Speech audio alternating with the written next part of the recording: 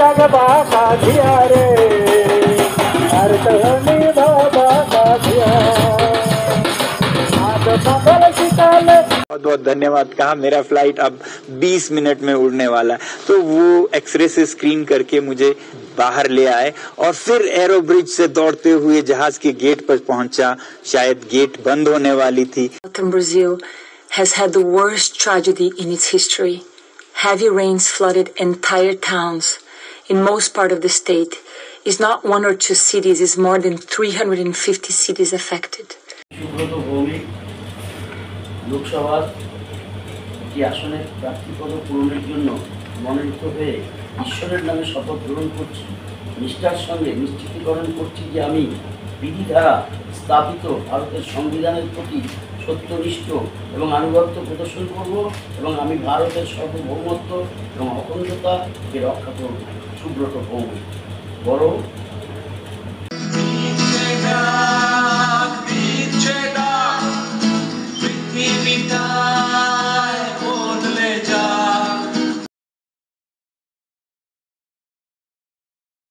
স্মৃতিরক্ষা committee, Jalangi নদী সমাজ, কৃষ্ণনগরে নদিয়া, বাঁকুড়ার পরিবেশ যোদ্ধা আর চুঁচুড়ার বঙ্গমাতা মহিলা কল্যাণ সমিতি। এই 7 দিন আগেও আমরা যে প্রচণ্ড তাপদাহ বলা যায় 43 ডিগ্রি অব্দি টেম্পারেচারের মধ্যে আমরা দিন কাটালাম। এখন রিসেন্ট কদিন বৃষ্টি হয়ে যেটা হয়তো আমরা ভুলে যেতে বসেছি, কিন্তু এটা কিন্তু স্বাভাবিক নয়। আগে আপনারা মনে করে দেখুন তো, এই আর 5 বছর আগেও এরকম পরিবেশ ছিল কি? এত গরম ছিল, আমাদের এত কথায় কথায় এসির প্রয়োজন হতো, ঠান্ডা খুঁজতাম।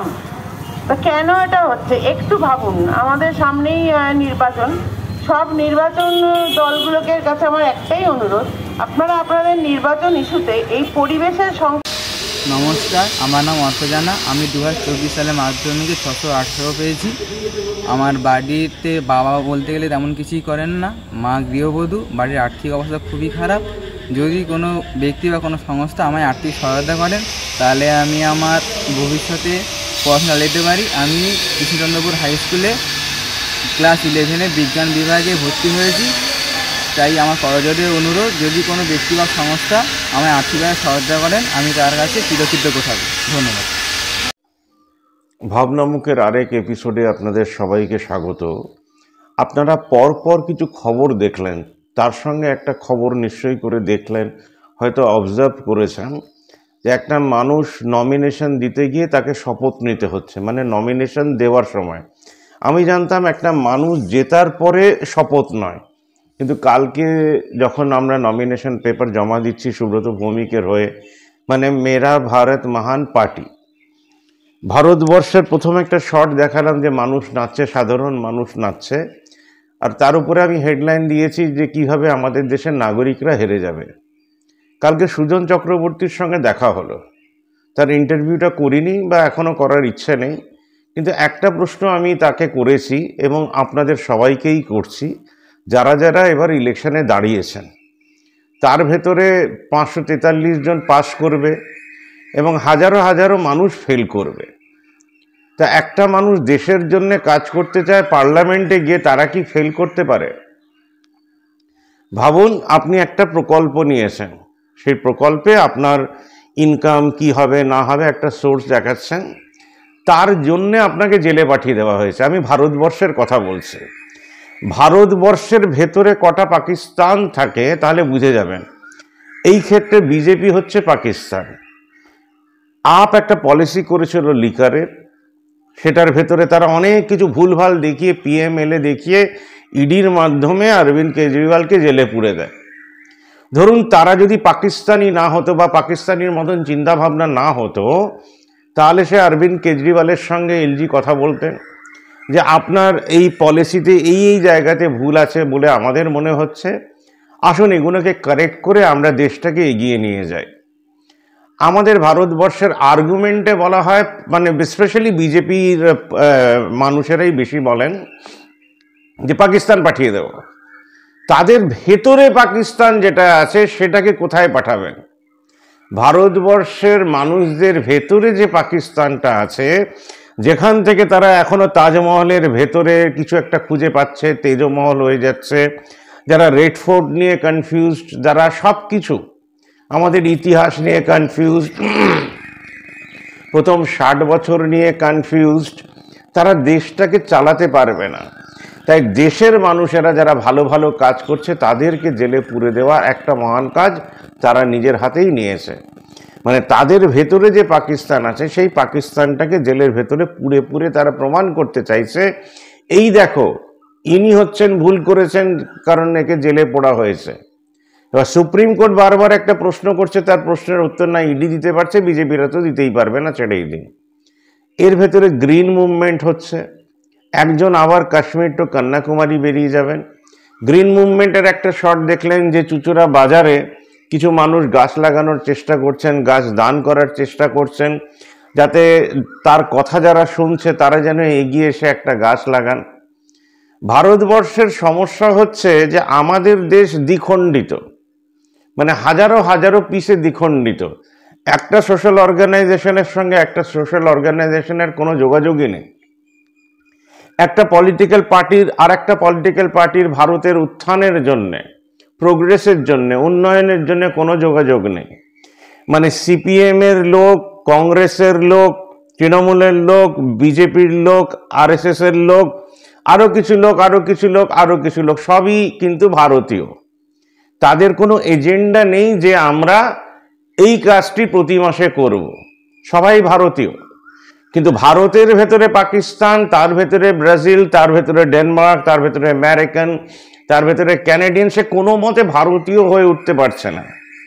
ভারতীয় জনগণ যে কোনো পার্টির জন্য নাচতে পারে ড্রাম বাজিয়ে বাজিয়ে। আমি যখন দেখছি আর হাসছি যে ভারতবর্ষের নাগরিক কিভাবে হারবে তার প্রিপারেশন চলছে 2024-এর ইলেকশন। সামান্যটুকু আইডিয়া ভারতবর্ষের কোনো পার্টির নেই যে নাগরিকের উত্থান কি করে হবে। সে এখনো ট্যাক্সের টাকায় 1 লাখ দেবে, 500 দেবে, 1000 দেবে, 2000 দেবে, কিন্তু একটা কোঅপারেটিভ মুভমেন্ট করে এগিয়ে নিয়ে যাবে ভারতবর্ষকে, তার থট প্রসেসও আসেনি। আপনি প্রতি মাসে খরচা করেন, মানে আমার এই এপিসোড দেখার আগেও করতেন, এর পরেও করবেন, যেটাকে বাড়ির খরচা বলে। আপনি যাই ইনকাম করেন, মাসে 7000 টাকা আমি অ্যাভারেজ যদি ধরে নিই, তাহলে 10টা অ্যাভারেজ লোক মাসে 7000 টাকা খরচা করে, তার মানে 7000 ইন্টু 10টা মানুষ হচ্ছে 70,000 টাকা। এই টাকাটা আপনার কাছে ফিরে আসতে পারে যদি আপনারা মেরা ভারত মহান পার্টিকে ভোট দেন। তাকে প্রপোজ করেছে যে মানুষেরা তারা অটো চালায়, টোটো চালায়, দিনমজুর, ফল বিক্রি করে, আনাজ বিক্রি করে। আমি এই প্রকল্পটা বারবার তাদের জন্য এই জন্যে বলছি যে তারা একটা মডেল সেট করে প্রতি মাসে এই কাজটি করে, যাতে আমি রিপোর্ট দেখাতে পারি। দেখুন, এই 10 জন মাসে 7000 টাকা নিজেদের অ্যাকাউন্টে জমা দিলেন 3 জনের নামে। এরপর এই যে অন্ধকার দেখছেন জানলার বাইরে, 140 কোটি লোকও অন্ধকার লিখছে। 2024-এর 543 জন যারা জিতে আসবেন তারাও অন্ধকার লিখবেন। তারা যদি কংগ্রেস আসে, তারা যা যা প্রমিস করেছে তাতে ভারতের উত্থানই হবে, কিন্তু প্রত্যেকটা নাগরিক একসঙ্গে কাজ করলো না। মানে তার ভেতরে যে বিভেদের বীজ, মানে সিপিএমের ভেতরে যে বিভেদের বীজ, কংগ্রেসের সঙ্গে সে কাজ করতে পারে না। কংগ্রেসের ভেতরে যে বিভেদের বীজ, কারণ ইন্ডিয়ান হয়ে উঠতে পারেনি এরা কেউ, কোনো পার্টি অফিসের লোকেরা ইন্ডিয়ান হয়ে উঠতে পারেনি এখনো। তাই ভারতবর্ষ পিছবে এখনো। ভারতবর্ষের সোশ্যাল ওয়ার্কাররা ইন্ডিভিজুয়ালি অসাধারণ কাজ করছেন, কিন্তু আপনি ভেবে দেখুন যে অসাধারণ কাজ করার জন্যে তারা কি কোনো যৌথ প্ল্যাঙ্ক নিয়েছেন? মানে মাসের প্রথম রোববার সব সোশ্যাল অর্গানাইজেশন রাস্তায় যদি নামতো, তাহলে গভর্নমেন্টও দেখে বুঝতো যে আমারও কিছু করার আছে। কাউন্সিলরের হাতে কোনো কাজ নেই পয়সা খরচা করা ছাড়া, আমাদের চেয়ারম্যানের হাতে কাজ নেই পয়সা খরচা করা ছাড়া। তারা জানেই না যে তারা এত গাছ কেটেছেন, তার জন্য কত গাছ লাগাতে হবে। এখনো দিল্লি রোড দিয়ে গেলে ডিভাইডারগুলো ফাঁকা পড়ে আছে, তাতে গাছ নেই। ভারতবর্ষ যাদের হাত ধরে এগোতে পারত, তারা ভারতবর্ষের অন্ধকার লিখছে। সোশ্যাল অর্গানাইজেশনরা চাইলে ভারতবর্ষের একটা উজ্জ্বল ভবিষ্যৎ লিখতে পারেন যদি তারা সত্যিকারের অনলাইন চ্যানেল হতে পারেন। 100টা মানুষ মাসে 500 টাকা দিচ্ছে, সেই টাকায় হলিডে হোম খোলা হচ্ছে, সেখান থেকে ইনকাম হচ্ছে, তারপরেও তারা চাঁদা দিয়ে যাচ্ছেন, তাদের বাড়িকে সোলার করছেন। 100টা মানুষও মডেল হতে পারেন, 100টা মানুষও মডেল হয়ে দেশটাকে দেখাতে পারেন, দেখো আমরা এটা করলাম। আপনাদের মধ্যে যারা ইন্টারেস্টেড হবেন, আমাদের তো সাবস্ক্রাইবার 2600 ক্রস করলো, তাদের সবাইকে ধন্যবাদ। তারা লিখবেন কমেন্টে yes I am interested, phone number দিয়ে দেবেন বা আমাকে হোয়াটসঅ্যাপ করে দেবেন, আমি নাম্বারটা আমার ডিসপ্লে করে দিচ্ছি আর শঙ্করের। তাহলে অ্যাটলিস্ট আমরা সেই 100 জনকে জুড়ে যাতে চাকরি জেনারেট করা যায় হলিডে হোম খুলে খুলে, মানে হোমস্টেগুলো নিয়ে নিয়ে ট্রাভেল ট্রেড করে আর সোলার করে, তাহলে এই 100 জন মডেল হয়ে দেশকে একটা ভবিষ্যৎ চাইলেও দিতে পারেন। মিডিল ক্লাস তার অন্ধকার লিখছে নেচে নেচে আর মিটিংগুলোতে গিয়ে গিয়ে, তাদেরকে পথ দেখাতে হবে যাতে সেই পথ দেখে লিডাররাও সেই পথে হাঁটতে পারেন। কারণ তাদের মাথায় কিচ্ছু নেই, তারা একই কথা বকর বকর করে যাচ্ছে। আর সামনের সাংবাদিক জিজ্ঞেস করছে এবার কে জিতবে, না তৃণমূল জিতবে, না বিজেপি জিতবে, না কংগ্রেস জিতবে, না কেউ জিততে পারবে না।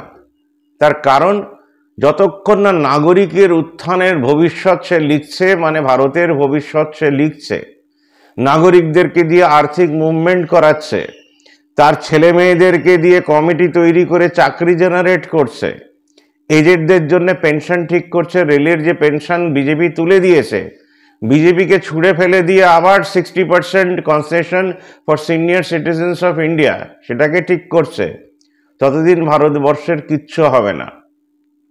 প্রত্যেকটা পিনকোডের মানুষেরা বিড়লার সঙ্গে, টাটার সঙ্গে, আজিম প্রেমজির সঙ্গে বা যে কোনো ইন্ডাস্ট্রিয়ালিস্টের সঙ্গে এগ্রিমেন্ট করছেন কি করে চাকরি জেনারেট হবে, তার জন্য তারা ইনভেস্টমেন্ট করবেন মাসে সোশ্যাল ক্যাপিটাল তৈরি করে। মাসে একদিন পাড়াতে পুরনো খবরের কাগজ খাতা বই জমা করে পাড়ার মানুষেরা এক হচ্ছে, তাহলে মেরা ভারত মহান পার্টিও জিতবে এবং ভারতের ভবিষ্যৎ অ্যাটলিস্ট একজনের হাত দিয়ে শুরু হলো, তারপরে 543 সিটেই আমরা লড়তে পারবো এবং তার অবভিয়াসলি 50% সিটে মায়েরা লড়বেন।